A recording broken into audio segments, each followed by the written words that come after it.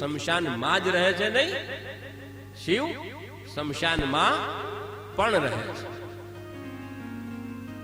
મૂળ શબ્દ આમ છે અને આપણે બધા શું પકડ્યું? શિવ શમશાનમાં જ રહે છે.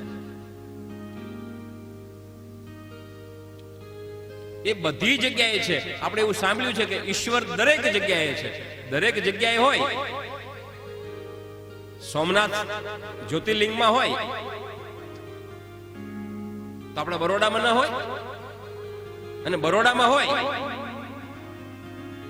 તો આપણા વૈષ્ણવ પાર્કમાં ના હોય, અને વૈષ્ણવ પાર્કમાં હોય તો આપણા ઘરમાં ના હોય, અને આપણા ઘરમાં હોય એ બધે હોય તો શમશાનમાં ના હોય, ત્યાં પણ વસે.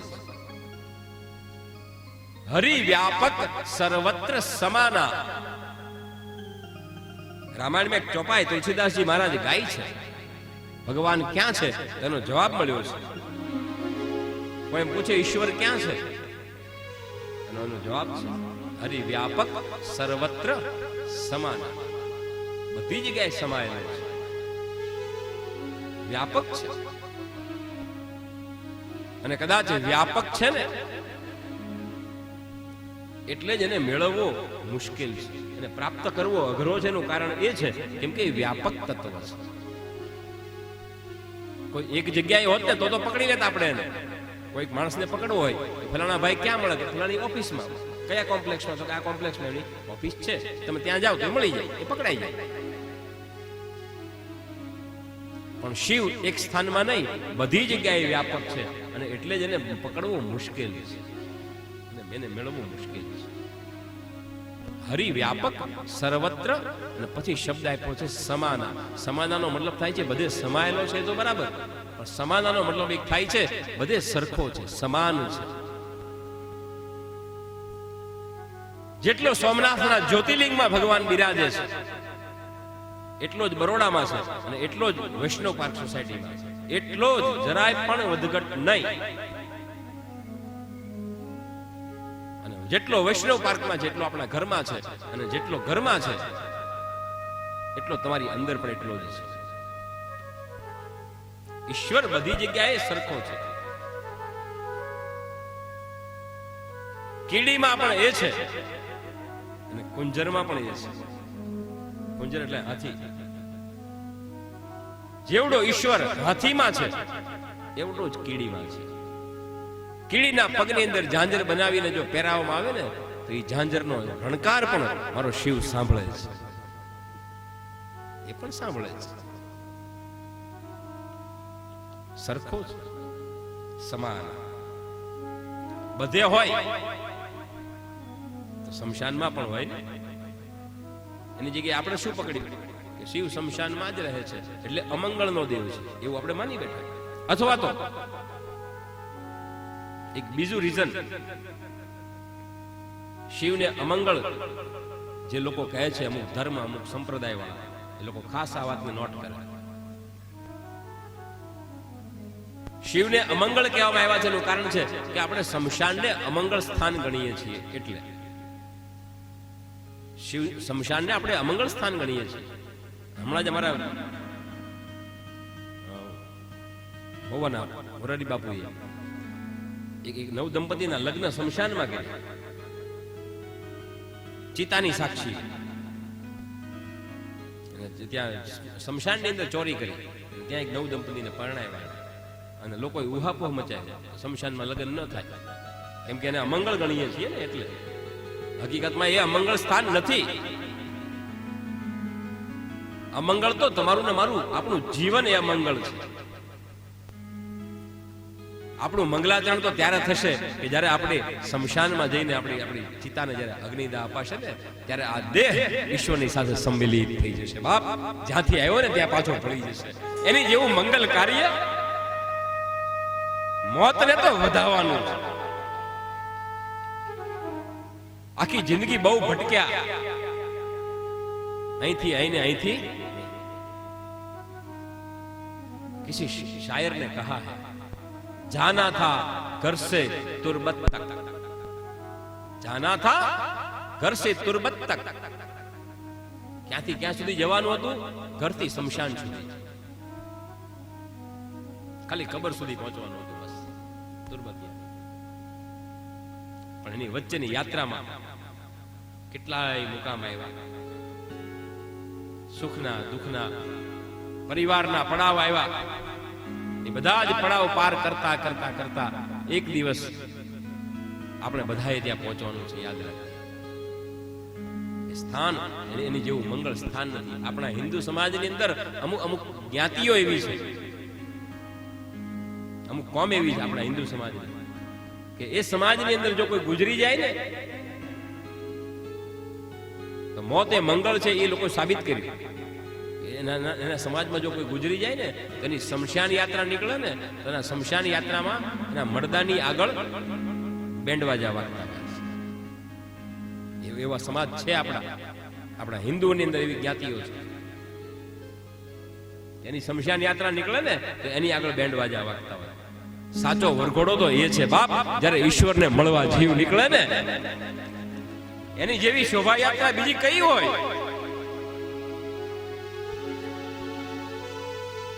હરિ શરણમ, હરિ એની જેવો મોતનો મલાજો બીજો કયો હોય બાપ? એ મંગલ છે. મોત એ અમંગળ નથી. એ તો આપણને ગમતું નથી ને એટલે આપણે અમંગળ કહીએ છીએ. મોત કોને ગમે આ દુનિયામાં? અને નથી ગમતું એની પાછળ પણ કારણ છે. મોતની બીક બધાને લાગે. કેમ મોત કેમ નથી ગમતું ખબર? કેમ કે સૌને ચિંતા એ વાતની છે. મોતની બીક કેમ લાગે એનું કારણ છે કેમ કે સૌને બળતરા એ વાતની છે કે હું વયો જઈશ અને વાહે આ બધા જલસા કરશે,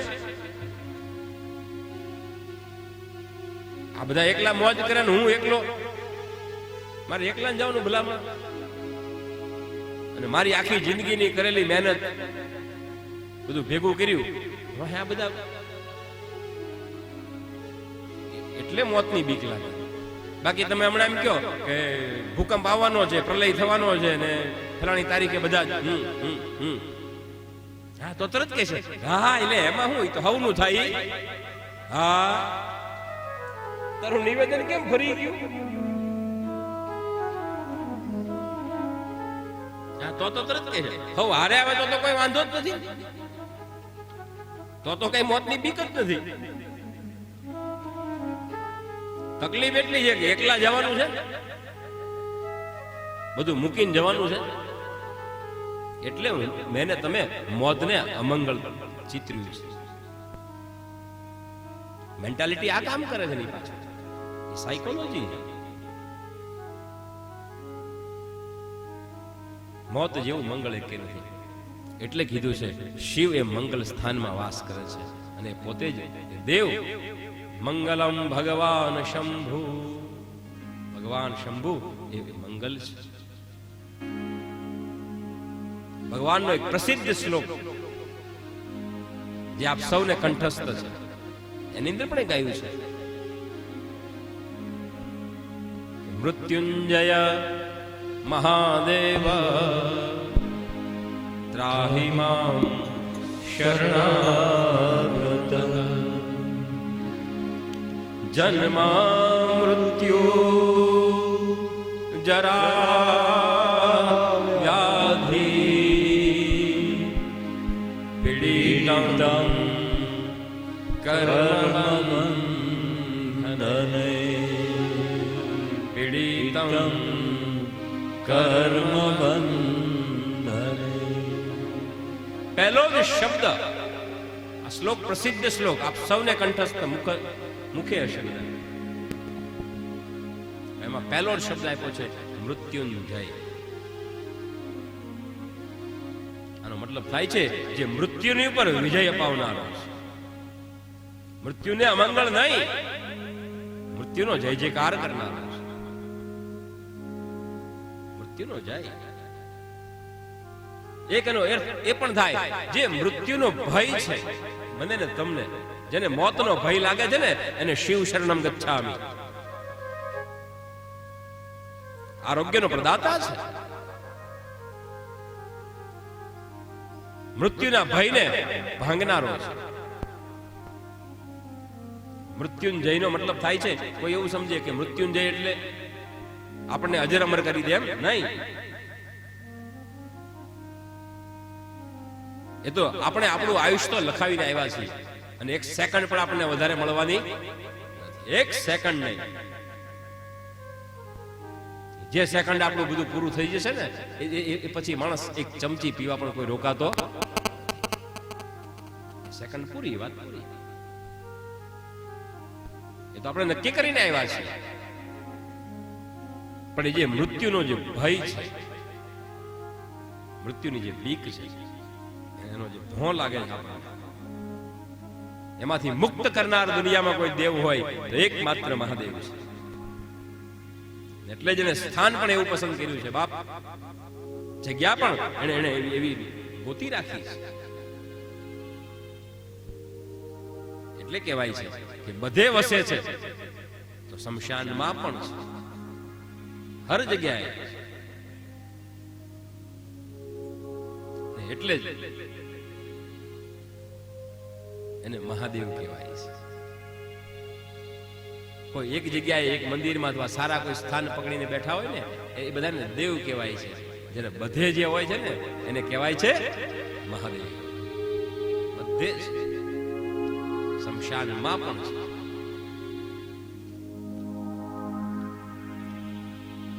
શિવ વિષયમાં ઘણી બધી ભ્રામક માન્યતાઓ 9 દિવસમાં આપણે આ બધી ક્લિયર કરતા જઈશું. જેટલી રસ્તામાં યાત્રા આવશે.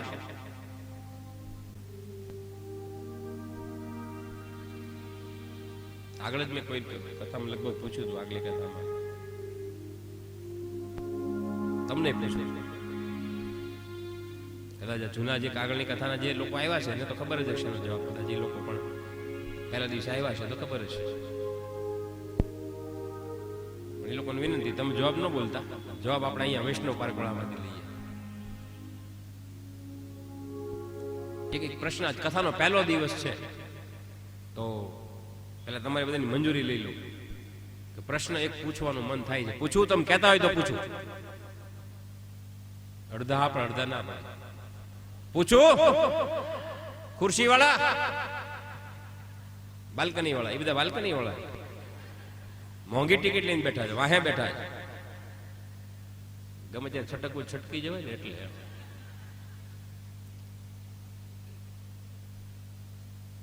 મોટા માણસો, વડીલો આ બાજુ પૂછું, એક પ્રશ્ન પૂછું? હા લ્યો, બસ વડીલોનો જવાબ આવી ગયો. હાલો ત્યારે જો આપણે ભગવાન રામ જે છે, રામ અવતાર જે થયો વિષ્ણુ ભગવાનનો, એ રામ એ મર્યાદા અવતાર કહેવાય છે, મર્યાદા પુરુષોત્તમ. કૃષ્ણ એ પૂર્ણ અવતાર છે, જે 16 કળા એ પૂર્ણ છે. રામ એ 14 કળા છે, કૃષ્ણ એ 16 કળા છે. રામ એ મર્યાદા અવતાર, કૃષ્ણ એ પૂર્ણ અવતાર. ભગવાન વામન અવતાર જયારે લઈને આવ્યા ત્યારે એ ભિક્ષુ અવતાર હતા, ભિક્ષુ બનીને આવ્યા છે, માગવા માટે આવ્યા છે. નૃસિંહ અવતાર એ ક્રોધા અવતાર છે. પરશુરામ છઠ્ઠો અવતાર એ આવેશા અવતાર છે. આ બધા અવતારો છે. વરાહ અવતાર એ સંતોષા અવતાર છે.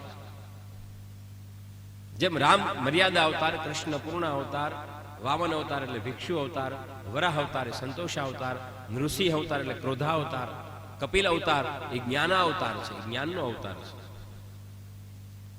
જો આ બધા આ રીતના અવતારો છે તો એક પ્રશ્ન એ થાય કે શિવ કયો અવતાર છે? હા, કોઈ પણ એક વ્યક્તિ જવાબ આપો, હાથ ઊંચો કરી. હા બેન, હું કીધું ખુરશીમાં બેઠા લીલી હાડી વાળા? હે શું કહે છે બેન? જરા એ ટપાલ પહોંચતી કરો. હા બેન, હે હંસ અવતાર, અંશા અવતાર, અંશા અવતાર, બરાબર, બહુ સરસ. તાળી પાડીને વધાવો, ખૂબ ખૂબ ધન્યવાદ. હા બેન, શું કહેતા હતા ખુરશી વાળા? કયો? બધા અવતાર. આ તો દહીંમાં ને દૂધમાં બે બાજુ પગ રાખી તો કે બધા અવતાર. કાંઈક વેપારી લાગે. વેપારી હોય આવી રીતે પગ રાખે, બે બાજુ પગ રાખે, નફામાં નુકસાન. હા, એ વેપારી તો. શિવ કયો અવતાર છે ભાઈઓમાંથી? હા ભાઈ, તાળી પડીને બતાવો. બીજું કોણ કહેશે?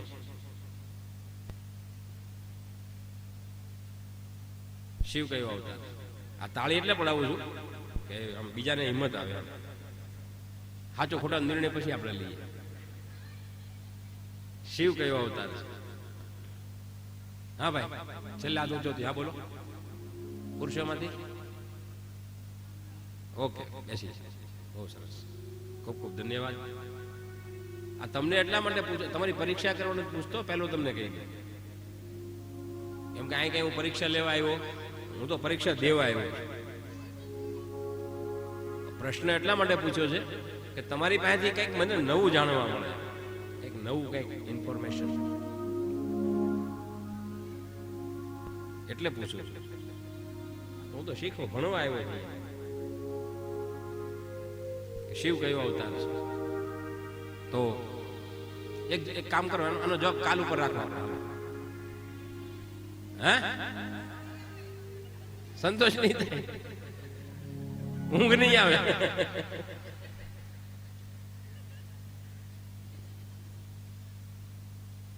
પણ કાલ ગોતતા હો ને ક્યાંક, તમારે પૂછતા હો કોકને, હું જ કહી દઉં.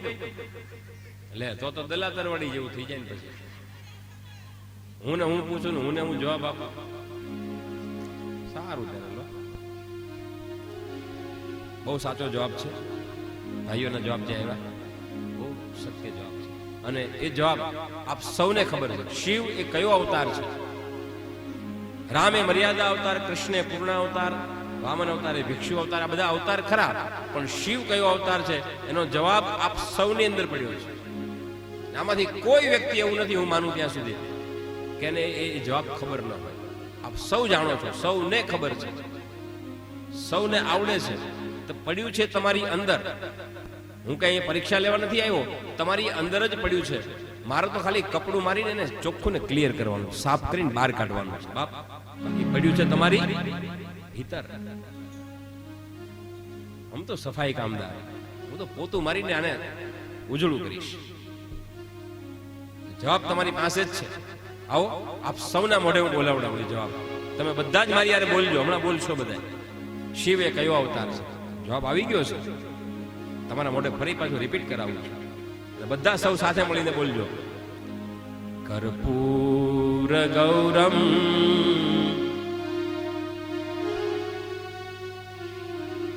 કયો અવતાર? કર્પૂર ગૌરમ કરુણાવતારમ. શિવ એ કરુણાનો અવતાર છે. આ શ્લોક આપણે કેટલી વખત ગાયો, કેટલી વખત બોલીએ. બધા આમાંથી કોઈ એવું નથી કે જેને આ ન આવડતો હોય. બધાને આવડતો હતો ને, પણ કોઈ દી ઉભા રહીને આ શ્લોક બોલતી વખતે કોઈ દી બ્રેક મારીને વિચાર કર્યો કે આ શું કહેવા માંગે છે? ઘણા લોકો આ શ્લોક બોલીએ ને એટલે શું સમજે ખબર? કે આ કપૂરની ગોટીનો મંત્ર છે. એટલે નથી કપૂરની ગોટીનો. આ કપૂરના ગોટાના મંત્ર હોય, અને કપૂરના ગોટા હાટું કઈ ઋષિ મુનિઓ મંત્ર લખે? એક એક મંત્રની રચના હજારો વર્ષની સાધના પછી થઈ છે. એક એક મંત્રની રચના કેટલું તપ ઋષિ મુનિઓએ કર્યું. ઊંધા મસ્તકે લટકી પાંદડાનો ધુમાડો ખાઈને તપ કર્યું છે ને, ત્યારે એક એક મંત્રને પ્રગટ કર્યું છે. મંત્ર એમને પ્રગટ નથી થયા, એની પાછળ આખા સમર્પિત કરી દીધા ઋષિ મુનિઓ. ત્યારે એક એક મંત્રની રચના થઈ છે. એ કપૂરની ગોટી હાટું ઊંધા માથે લટકે ઋષિ મુનિઓ. આ કપૂરની ગોટીનો નથી. આખી જિંદગી બસ જયારે આ મંત્ર બોલે ને, કર્પૂર ગૌરમ, તરત બાજુ કપૂર નાખ, કપૂર નાખ, ઓ કપૂર ડાલ, જલ્દી છે કપૂર ડાલ. એટલે કપૂરની ગોટીના નાને કાંઈ હાથ પેઢીએ નાવા નીચોવાનો સંબંધ નથી. आ मंत्र है, आइए उसके ऊपर थोड़ी दृष्टि बैठ, आपको सबको साथ में ले जाओ, सबको थोड़ी यात्रा करवा दो। आ मंत्र कपूरनी गोटीनो નથી, આ મંત્ર છે ભગવાન શિવનો। ये महादेव का मंत्र है। महादेवના અનેક મંત્રો છે ને, એમાંનો આ એક મંત્ર છે, એમાં ભગવાન શિવનું વર્ણન છે અને મહાદેવનો મંત્ર છે। એમાં શબ્દ શું છે ધ્યાનથી સુનને और फिर बोलिए। पहलो शब्द છે कर्पूर गौरम। पहलो शब्द છે कर्पूर गौरम, नॉट कपूर गौरम। कपूर गौरम નથી। આપણે બધા શું બોલીએ કપૂર ગૌરમ, કપૂર ગૌરમ, એટલે ઓલી કપૂરની ગોટી યાર ભળી ગયું બધું। મૂળ શબ્દ છે કર્પૂર ગૌરમ, પની ઉપર રેપ છે, રેપ આપણે જે કહે ને પ્રકાર છે। શબ્દ છે કર્પૂર ગૌરમ। કર્પૂર ગૌરમ નો મતલબ થાય છે હે ભગવાન, હે મહાદેવ, આપ કેવા દેખાવ છો, એનું વર્ણન છે એની અંદર, શ્લોકની અંદર કે આપનો દેખાવ કેવો છે। તો એમ કીધું કર્પૂર ગૌરમ। કર્પૂર ગૌરમ નો મતલબ થાય છે શિવજી નથી કાળા નથી ધોળા। શિવ કેવા દેખાય છે? આપણી ગુજરાતી ભાષામાં કહેવાય ઘઉં વર્ણા। આપણે કોઈ દીકરા દીકરીની વાત કરીએ તો આપણે નહીં કહેતા કે દીકરી કેવી છે? ઘઉં વર્ણા। મારા મહાદેવ એ ઘઉં વર્ણા છે, નથી કાળા નથી ધોળા। કર્પૂર ગૌરમ। અને અવતાર કયો? કરુણાવતાર। કરુણાનો અવતાર છે શિવ, એ કરુણાનો અવતાર છે, ક્રોધનો અવતાર નથી। અત્યાર સુધી આપણે એવું માનતા આવ્યા છીએ શિવ એ ક્રોધનો અવતાર છે। નહીં, નૈવમ, નકો, ક્યારેય નહીં। શિવ ક્રોધ કરી શકે જ નહીં, કેમ કે એનો એ અવતાર જ નથી વાલા। એનો અવતાર છે કરુણા અવતાર। અને જે કરુણાનો અવતાર હોય, જે કરુણાની સાક્ષાત સ્વયં જે મૂર્તિ હોય, એનામાં ક્રોધ ક્યાંથી આવે? शिव को बहुत बदनाम किया गया है लोगों ने,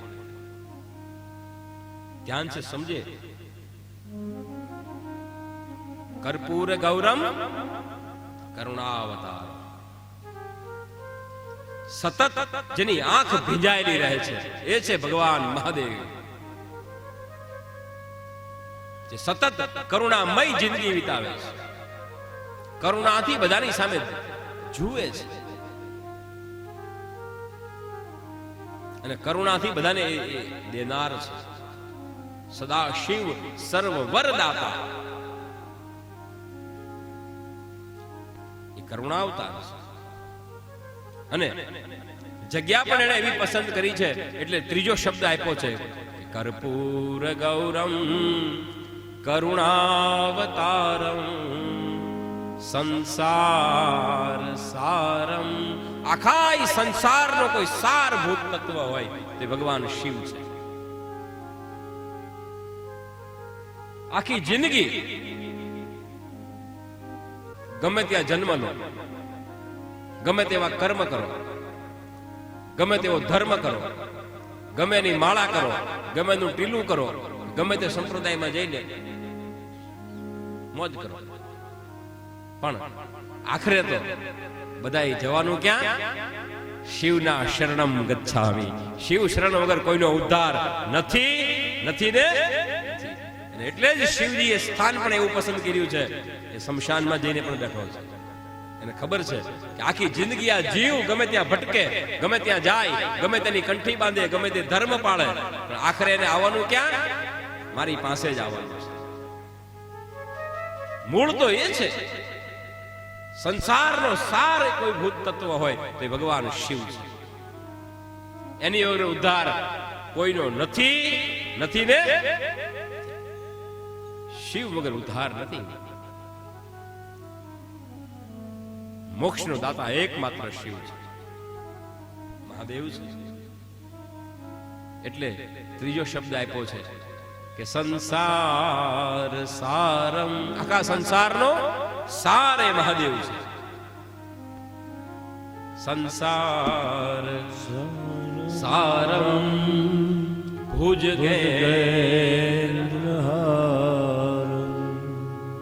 જે ભુજંગને જે ગળામાં ધારણ કરે છે, શબ્દ છે ભુજંગેન્દ્ર હાર. ભુજંગ એટલે સર્પ. સર્પનો અર્થ થાય છે કાળ. જે કાળને ગળામાં રાખે છે, અને જે કાળને ગળામાં રાખે ને એને કહેવાય છે મહાકાળ. કાળને ગળામાં એ જ રાખી શકે જે પોતે મહાકાળ. એટલે ભગવાન શિવનું એક નામ છે શ્રી મહાકાલેશ્વર મહાદેવ. દુનિયામાં કોઈ દેવને મહાકાળ ન કહેવાય. મહાકાળ કહેવાય છે ભગવાનને, શિવને. એકમાત્ર દેવ એવો છે, એને જે નામ મળ્યા ને એ દુનિયામાં કોઈ દેવને ન મળ્યા, કોઈ ધર્મને ન મળ્યા, કોઈ સંપ્રદાયને ન મળ્યા. એ નામ મારા મહાદેવને મળ્યા છે. મહાકાળ છે. ભુજગેન્દ્રહાર સંસાર સારમ ભુજગેન્દ્રહારમ. અને એવા શિવજીને પ્રાર્થના છે કે તમે કાયમ માટે સદા વસંતમ હૃદયારવિંદે. એવા મહાદેવ તમે કાયમ ક્યાં વાસ કરજો? હૃદયારવિંદે. અને એકલા નહીં, ભવમ ભવાની સહિતમ નમામિ. ભવમ ભવાની સહિતમ નમામિ. આ શ્લોક કેટલી વખત આપણે ગાયો, કેટલી વખત આપણે બોલ્યા, પણ આખી જિંદગી એમ જ સમજ્યા કપૂરની ગોટી, કપૂરની ગોટી. શિવના મંદિરો બહુ બનાવ્યા, પણ શિવ વિષયમાં સાચું કઈ સમજ્યા? શિવને ન પકડ્યા, કપૂરની ગોટીને પકડીને બેસી ગયા. शिव को छोड़ दिया, शिव को समझे नहीं कभी, सोचा नहीं कभी. ये क्या कहना चाहता है? અને આ શ્લોક ક્યારે બોલવામાં આવે છે? આરતી પછી. હવે આરતી પછી કેમ આ મંત્ર બોલવામાં આવે છે એ કથા પછી વચ્ચે આપણે ક્યારેક લઈ લઈશું. પછી આ શ્લોક કેમ બોલવામાં, વાય કેમ આરતી પછી એ શ્લોક ક્यों ગાયા જાતા है, એની પાછળનું કારણ શું?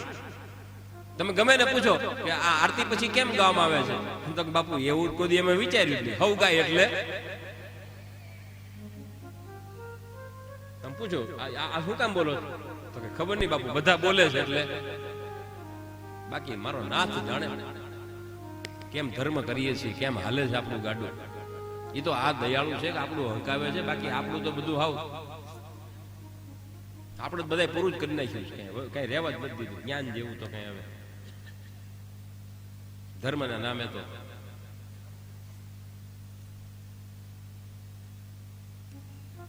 આ તો દયાળુ છે બાપ. એક પણ દિવસ પાડ્યા વગર અખંડ પુરાણ પૂરી કરી દે જીવનમાં. એક શિવ પુરાણ. આજ સુધી ઘણી કથાઓ અહીંયા પહેલા દિવસે અમે જયારે આવ્યા હતા ત્યારે બીજી ત્રીજી મુલાકાતમાં અમે કોકના ઘરે બે ચા પાણી માટે ગયા, તો મને કોઈ કહેતું હતું, અમે ઘરે ગયા ત્યારે મેં આ વખાણ કરી, મેં કીધું બરોડામાં ઘણી બધી કથાઓ. એટલે તરત મારે વાતને પકડી લીધી, દોર પકડી લીધી, મીડિયા ફિરકી લપેટવા તરત બોલ્યા હતા. મને કે બાપુ હા સાચી વાત છે, અમારે તો અહીં ઘણી બધી કથાઓ ચાલતી હોય, મોટા મોટા બધા કથાકારો ઘણા આવી ગયા. એટલે પછી કહેતા હતા બાપુ એ કે મેં તો જો મોરારી બાપુની ઘણી બધી કથા સાંભળી નાખી. પછી રમેશભાઈ ઓજાની પણ અહીંયા બરોડામાં ઘણી કથાઓ થઈ, એમની કથાઓ પણ મેં સાંભળી નાખી. પછી હમણાં ગિરી બાપુ ને જીગા દાદા ને એ બધાની કથા ઘણી મેં સાંભળી નાખી. ટીવી પર જેટલી કથાઓ આવે છે લગભગ હું તો બધાની કથા મેં સાંભળી નાખી. એટલે પછી એ પરિવારવાળા ભાઈને જે બોલતા હતા મેં કીધું ભાઈ બધી વાત તમારી સાચી, અત્યાર સુધી તમે જેટલી બધી કથા તમે સાંભળી નાખી છે, પણ મેં કીધું મારી કથા સાંભળી નાખતા નહીં, થોડીક રાખજો. આ કથા સાંભળી નાખવાની વસ્તુ નથી, થોડી આ રાખવાની વસ્તુ. અત્યાર સુધી આપણે સાંભળી નાખી, સાંભળી કથા એ સાંભળી નાખવાની વસ્તુ નથી, થોડી જીવનમાં ઉતારવાની વસ્તુ છે. કથા એ કોઈ વાર્તા નથી, આજ કથાનો પહેલો દિવસ છે ને, આજ કથાનું ઇમ્પોર્ટન્સ છે, મહત્તમ છે, મહત્વ છે. પણ કહેને કા મેરા મતલબ, કથા એ શું છે? કથા એટલે શું? કથામાં શું મહત્વ છે જીવનમાં? એની પાછળના ઘણા તાત્પર્યો છે, ઘણા અર્થો છે. અમુક લોકોના મનમાં એવું છે કથામાં ધર્મની વાતો હોય, માળા કેમ કરીને, આરતી કેમ કરીને, ભજન કરવું જોઈએ, ભગવાનના નામ લેવા જોઈએ, આમ કરવું જોઈએ. એ તો બધું છે, એ તો એની પાછળ બેક સાઈડ છે. એનો મતલબ એ નથી કે એ જ ધર્મ છે. એ ધર્મ સુધી પહોંચવાના પગથિયાઓ છે. રોજ મંદિરે જવું એટલે ધર્મ થઈ ગયો એમ નહીં. એ તો ધર્મ સુધી પહોંચવાનું સ્ટેપ છે. રોજ દીવાબત્તી કરવા ઘરે એટલે આપણે ધાર્મિક થઈ ગયા, આપણું કામ પૂરું, આપણી ફરજ ફિનિશ નહીં. એ તો શરૂઆત છે. આપણે શરૂઆતથી જ અટકી જઈએ, એકથી જ અટકી જાય. કથા માટે અંગ્રેજીમાં એક શબ્દ વાપરો હોય તો હું વાપરી શકું. કથા શું છે? કથામાં જવાથી શું મળે છે? તો એમાં જવાબ છે. એક અંગ્રેજીનું એક વાક્ય છે, કથા એટલે art of living. Art of living એનું ગુજરાતી ભાષાંતર થાય છે કે જીવન જીવવાની કળા. એનું નામ છે કથા. જીવન જીવવાની જે કળા શીખવાડે છે એનું નામ છે કથા. બાકી જીવે તો બધાય છે, પણ સુંદર રીતે કેમ જીવવું એ જો ક્યાંયથી મળતું હોય ને તો એ કથામાંથી મળે છે. જેણે પોતાના જીવનમાં કથાનો સમાવેશ કર્યો છે ને, જેણે પોતાના જીવનમાં કથાને સમાવી છે, એ પરિવાર અથવા એ વ્યક્તિ જોજો, એ માણસ ક્યારેય આપઘાત નહીં કરે. જીવનમાં ક્યારેય એવી મુશ્કેલી નહીં આવે કે એને વારા આવે, મરવું પડે. અને જેણે જીવનમાં આવું કર્યું હશે, સુસાઇડ, એ માણસોના જીવનમાં ક્યારેક ડોક્યું કરજો તો તમને ખબર પડશે કે એ આપઘાત કરનારના જીવનમાં એના જીવનથી કથા તો કોસો દૂર હશે. તો જ એને એ પગલું ભર્યું હોય. બાપ જે કથા સાંભળે ને એ ક્યારેય આવો વિચાર કરે, ક્યારેય ન કરે. એના જીવનમાં એ આવે જ નહીં. રસ્તામાં આપણે અહીંથી બહાર નીકળીએ, કોઈ જાણીતો માણસ મળે, એને પૂછીએ, સૌથી પહેલો જ પ્રશ્ન આપણે પૂછીએ, કોઈ જાણીતો માણસ મળે એટલે કેમ છો? આવું પૂછીએ ને આપણે સૌથી પહેલું, કેમ છો? પેલા કઈ જય શ્રી કૃષ્ણ, પછી કઈ કેમ છો? એટલે માણસ શું કે છે? બસ મજામાં. હકીકતમાં છે ખરો? વાય કેમ નહીં? આપણે કોઈ મળે તો આપણે પણ કોઈને જવાબ આપીએ છીએ. કદાચ એ માણસ સ્પેલ કરી દે, આપણને પૂછી લે કે ભાઈ કેમ છો, એટલે આપણે કઈક બસ મજામાં. પણ એ તો આપણું મન અંદરનું ભીતર જાણે છે, આપણો માયલો જાણે છે કે આપણે કેટલા મજામાં છે. કેમ? એ જો સાચા અર્થમાં મેળવવું હોય, સાચા અર્થમાં કહી શકીએ આપણે નહીં, આઈ એમ ઓલવેઝ રાઈટ, કાયમ માટે હું સુખી છું, કાયમ માટે સાચો છું, કાયમ માટે મોજ છે. એ જો મેળવવું હશે તો એને પોતાના જીવનને કથાની અંદર જોડી દેવું પડશે. સાચા અર્થમાં જીવનની મોજ માણવી હોય. બાકી જીવે બધાય છે, બધા જ ભોગ ભોગવે છે, ખાય છે, પીવે છે. પશુ પક્ષી માત્ર, જીવ માત્ર ને ભગવાને બધું સરખું આપ્યું છે. પશુ પક્ષીઓ પણ જન્મ લે છે, આપણે પણ જન્મ લીધો છે. એ પણ મોટા થાય, આપણે મોટા થાય. એને અહીંયા છોકરા થાય, આપણે ત્યાં છોકરા થાય. એ છોકરાને પરણાવીને આપણે પરણાવીએ છીએ. એ બંગલા બાંધે, આપણે બંગલા બાંધીએ છીએ. બધાનું સરખું જીવન છે, પણ એનામાં આપણામાં ફેર ખાલી 2 અક્ષરનો છે. બાકી બધું જ સરખું છે, બધું જ સરખું. ઈશ્વરે આપણને એક 2 અક્ષરની વસ્તુ વધારે આપી છે. બીજા બધા જ જીવ કરતા મને ને તમને એક વસ્તુ વધારે ઈશ્વર આપી છે. એ 2 અક્ષરની વસ્તુ જે છે ને એ જ ઈશ્વરને સુધી પહોંચાડે છે. એ છે બુદ્ધિ. આપણને એક 2 અક્ષર ભગવાને વધારે આપ્યા છે. બાકી બધું જ બધાને સરખું આપ્યું છે. ખાવું પીવું રહેણી કરણી ભોગ ભોગવવા મોજ શોખ જીવવું પરિવાર માયા सबको एक एक समान मिली है. બાકી બીજી કોઈ પણ યોની એવી નથી કે એમાં એનો ઉદ્ધાર કરી શકે. એક મનુષ્ય યોની એવી છે કેમ કે એમાં બુદ્ધિ આપી છે. ભાઈ બુદ્ધિને કયા માર્ગે વાળવી એ આપણે ડિસિઝન લેવાનું છે, એ ડિસાઈડ આપણે કરવાનું છે. બુદ્ધિને સદમાર્ગે વાળવી કે દુર્માર્ગે વાળવી. અને એટલે જ ઈશ્વર પાસે જ્યારે શક્તિ પાસે જ્યારે માગવાનો વારો આવે છે, ભગવાન પાસે કોઈ વ્યક્તિ ભક્ત જ્યારે માગે છે ને ત્યારે એટલા માટે જ આ વસ્તુ વધારે માંગવામાં આવે છે. આપણે એની સ્તુતિમાં પણ બધાએ ગાયું છે, વિશ્વંભરી અખિલ વિશ્વતણી જનેતા વિદ્યાધરી વદનમાં વસજો દાતા દુર્બુદ્ધિને દૂર કરી સદબુદ્ધિયાપો મામ પાહિયો ભગવતી ભવદુઃખ કાપો. ઈશ્વર પાસે માંગવા જેવી કોઈ વસ્તુ હોય ને તો એ દુર્બુદ્ધિ ને દૂર કરીને સદબુદ્ધિ જે ઈશ્વરે આપણને વધારે આપ્યું છે, બોનસ આપ્યું છે, એક હલેસું આપ્યું છે આપણી જીવન નૈયાને તરવા માટે. એક હલેસું આપ્યું છે અને એ હલેસાનું નામ છે બુદ્ધિ. એ બુદ્ધિને ક્યાં વાપરવી એ મારે તમારે નક્કી કરવાનું છે. અને જેના જીવનમાં સદબુદ્ધિની પ્રાપ્તિ થઈ, જેને પોતાની બુદ્ધિને સદમાર્ગે વાળી, એ સાચા અર્થમાં કોઈ પૂછશે કેમ છો એ કહી શકશે હું મોજે મોજમાં છું.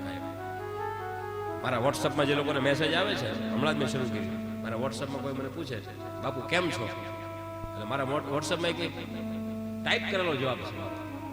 એક જ શબ્દ લખું, મોજે મોજ ને રોજે રોજ. આ જ જવાબ લખો, બીજો કોઈ જવાબ જ નહીં. પૂછો બેનને,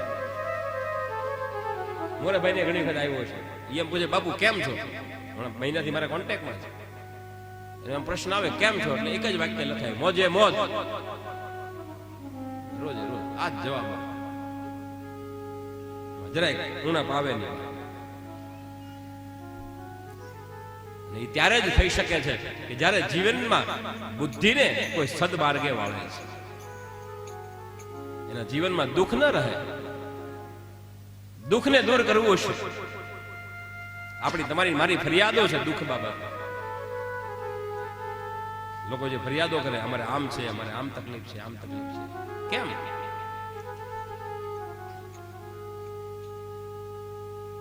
એ દુઃખની ફરિયાદો કેમ છે? એટલે છે બુદ્ધિનો અભાવ, સદબુદ્ધિનો, બુદ્ધિનો નહીં સદબુદ્ધિનો અભાવ. બાકી દુઃખ ના, બુદ્ધિને જો સદમાર્ગે વાળી હોય, એટલે જ કીધું સ્તુતિમાં માગ્યું તો એ માગ્યું છે કે દુર્બુદ્ધિને દૂર કરી સદબુદ્ધિ આપો. તો એનાથી શું મળે છે? ભવ દુઃખ કાપો. દુઃખ દૂર કરે છે. દુર્બુદ્ધિને દૂર કરી સદબુદ્ધિ આપો. મામ પાહ્યો ભગવતી ભવ દુઃખ કાપો. દુઃખ કાપવાનું કોઈ સાધન હોય તો એ છે સદબુદ્ધિ. કે મંગલ ભવન અમંગલ હારી મંગલ ભવન અમંગલ હારી. રામાયણની પ્રસિદ્ધ ચોપાઈ છે. જેનો જન્મ હિન્દુ કુળમાં થયો હોય ને એને લગભગ બધાને આ ચોપાઈ તો આવડતી હોય જ, હું એવું માનું છું. એ ખબર ત્યારે જ પડે જ્યારે તમે બધા મારી હારે બેહી કેમ રહ્યા ભલામણ કે મંગલ ભવન અમંગલ હારી મંગલ ભવન અમંગલ હારી. રામાયણમાં બે ચોપાઈ મળે છે, એમાં બીજી એક ચોપાઈ છે કે દ્રવઉ સુદશરથ અજીર વિહારી. દ્રવઉ સુદશરથ અજીર વિહારી. મંગલાચરણની ચોપાઈ છે, જેના જીવનમાં મંગળ દેવતાનું સ્થાપન છે. ઉમા સહિત જેહી જપત પુરારી. પુરારી એ શબ્દ ભગવાન શિવને લાગે છે. મુરારી એ ભગવાન વિષ્ણુ અને પુરારી એટલે મહાદેવ. પુરારી છે. શિવ માટે બે શબ્દ વપરાય છે, એક પુરારી અને એક ત્રિપુરારી. ત્રિપુરારી પણ મહાદેવ છે, જે ત્રણે લોકનો માલિક છે. ત્રિપુરારી છે. એ ત્રિપુરારી શબ્દ બીજા કોઈને ના વપરાય, એક શિવને મળ્યો. બીજા બધા જ અવતારમાં એક મનુષ્ય અવતાર એ અતિ ઉત્તમ અવતાર છે, ઈશ્વર સુધી પહોંચવાનો અને એને મોજથી જીવવું એ આપણી ફરજ છે. અને મોજથી જીવન જો જીવવું હશે તો પોતાના જીવનને કોઈ ઈશ્વરના શરણે, કોઈ ધર્મના શરણે, કોઈ કથાના શરણે સમર્પિત કરી દેજો. બાપ, સાચા અર્થમાં જીવનમાં તમે લોકોને કહી શકશો હું ખુશ છું, મોજે મોજ ને રોજે, ત્યારે જ આવશે કે જ્યારે જીવન ઈશ્વરને સમર્પિત હશે. આ અવતાર એ મોંઘો છે, મોંઘો અવતાર તમને ને મને પ્રાપ્ત થયો છે. કેટલી યોની આ જીવ ફરતા ફરતા આપણે અહીંયા આવ્યા છીએ. આ જીવ કેટલી વખત માં બન્યો, આ જીવ કેટલી વખત બાપ બન્યો, આ જીવ કેટલી વખત દીકરો બન્યો, આ જીવ કેટલી વખત દીકરી અને ભત્રીજો બનીને આવ્યો. આજે આ મનુષ્ય અવતાર આખું ચકડોળ ફરતા ફરતા આપણને પ્રાપ્ત થયું છે. હવે આ અવતાર ફરી પાછો મળે, મોંઘો અવતાર છે, કિંમતી અવતાર છે.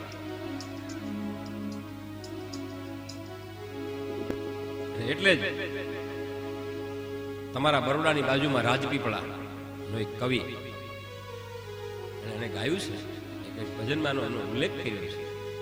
રાજપીપળાના એક કવિ જે પોતે હતા મુસ્લિમ, પણ એને હિન્દુ ઉપર બહુ ભજન લખ્યા છે. એનું નામ હતું સતાર બાપા. પોતે એક દરગાહના મુજાવર હતા, પોતે પૂજારી હતા. એને એક ભજન લખ્યું છે આપણા ભગવાન ઉપર. મોંઘો મનુષ્ય દે હરી રે ફરીને, હે નહીં મળે વારંવાર. માટે ભાઈ તું હે મનવા તું હજી લે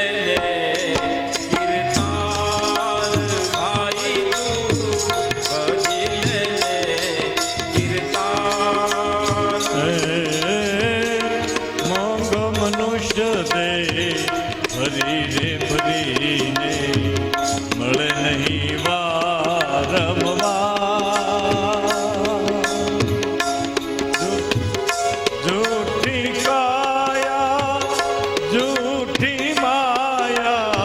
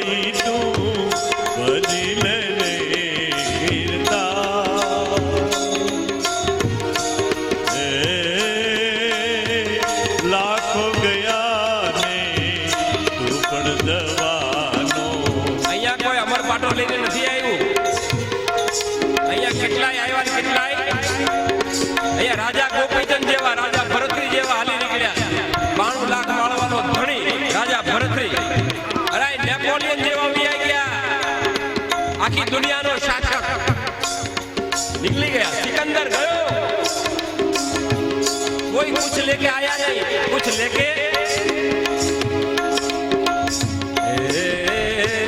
लाख हो गया ने तू पण जवान मूरख मन अविचार લાખો ગયા ને તું પણ જવાનો મૂરખ મનમાં વિચાર. કોઈને મૂર્ખ ન કહેવાય પણ કવિ કહી શકે, કવિને અધિકાર છે અને આખા જગતને આમતું કહી દીધું આગમતે.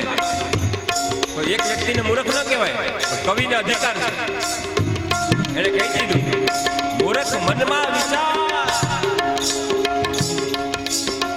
રાજા ગોપીચંદ અને ભરથરી, રાજા ગોપીચંદ અને રે ભરતરી છોડી ગયા ઘરમાં, છોડી ગયા ઘરમાં. ભાઈ તું હજી લેને કીર્તાર મનવા તું હજી લેને કીર્તાર.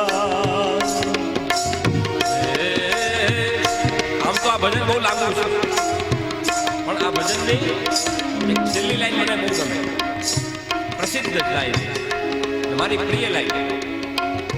ભજન તો ઘણું લાંબુ છે, ઘણી બધી વાતો લખી છે, પણ ભજનમાં છેલ્લો શબ્દ, છેલ્લી એક લાઈન મને અતિ ગમે.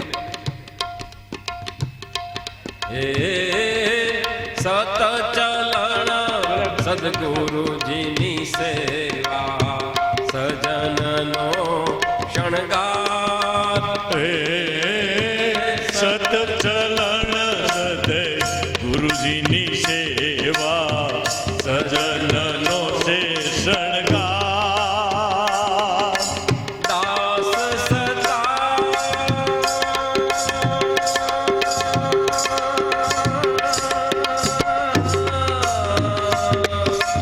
દાસ સતાર કહે કર જોડી. દાસ સતા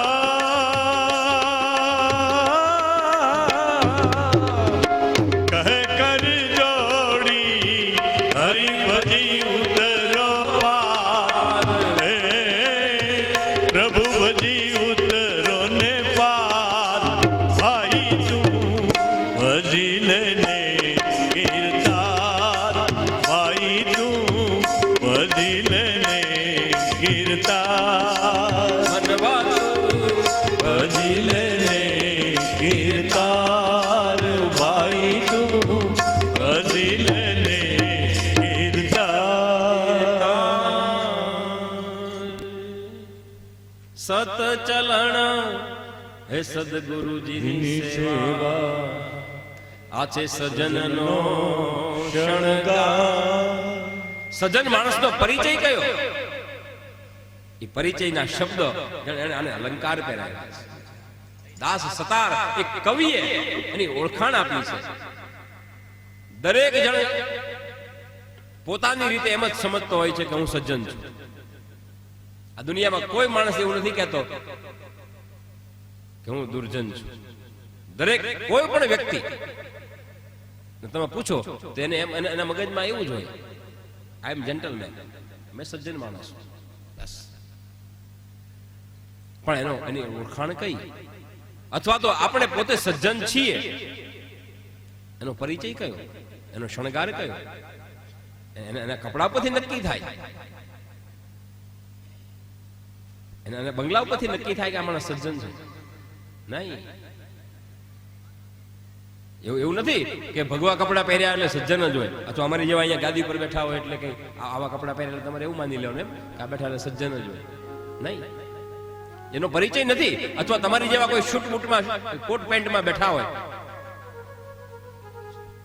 5000 રૂપિયાની હાડી પહેરીને બેઠી હોય એટલે એ સજ્જન હોય? નહીં, ये उसका परिचय नहीं.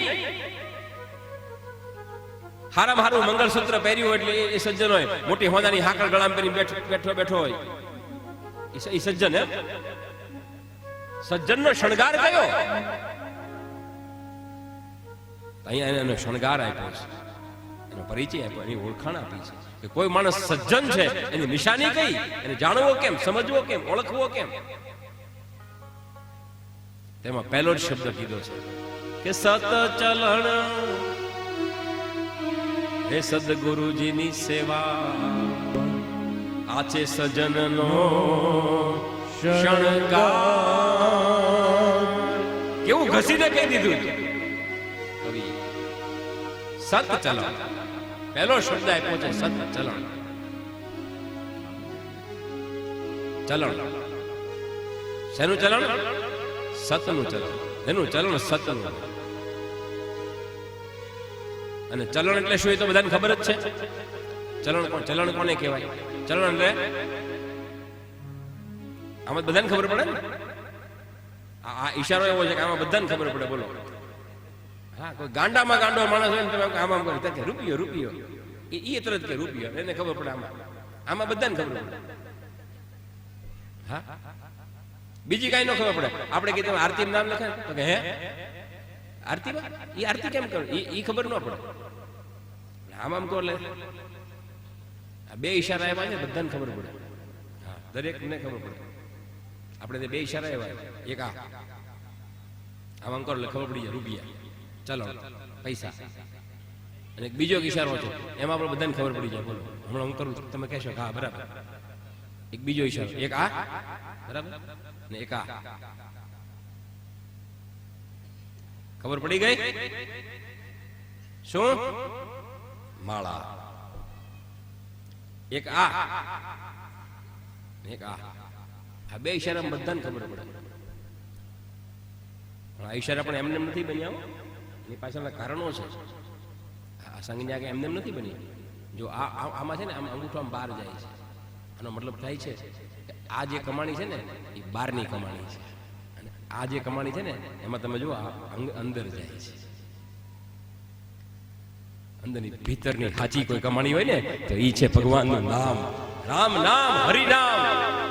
સાચો ધર્મ, સાચી કમાણી એ સત્યની કમાણી છે. એ ચાલે છે ઈશ્વરના દરબારમાં.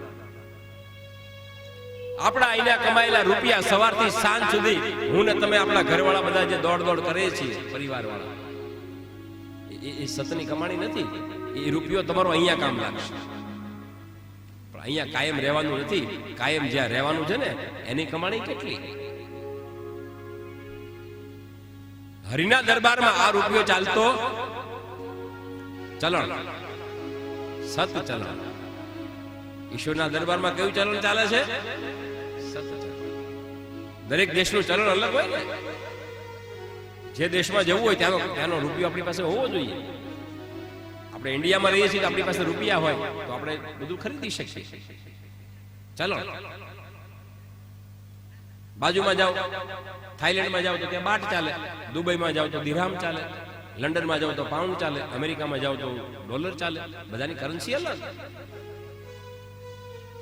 બધાની કરન્સી અલગ અલગ છે, બધાને ચલણ અલગ છે.